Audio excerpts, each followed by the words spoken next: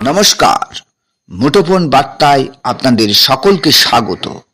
একদিকে যখন আমাদের রাজ্যের আরজিকর হাসপাতালের ঘটনা নিয়ে সারা দেশ তথা বিশ্ব প্রতিবাদে উত্তাল, তখন উত্তরপ্রদেশের অযোধ্যার রাম মন্দিরের এক তরুণী সাফাই কর্মীকে একটি গেস্ট হাউসে আটকে রেখে ধর্ষণের মতন জঘন্য ঘটনা ঘটল।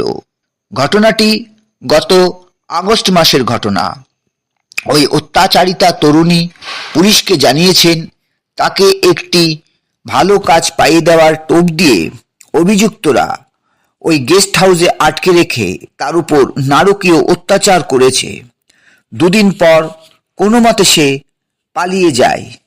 এ ঘটনা কাউকে জানালে তাকে খুন করা হবে, এই শাসানির ভয়ে সে পুলিশের কাছে অভিযোগ করবার সাহস পায়নি।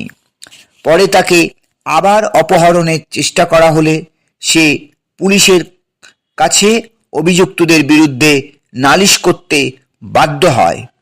যদিও অভিযুক্তরা ধরা পড়েছে, কিন্তু বিরোধীদের প্রশ্ন, রামরাজ্যে ধর্ষণের মতন এমন জঘন্য ঘটনা কি করে ঘটে?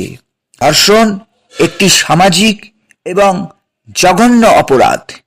এদের কঠোর থেকে কঠোরতম শাস্তি হওয়া প্রয়োজন।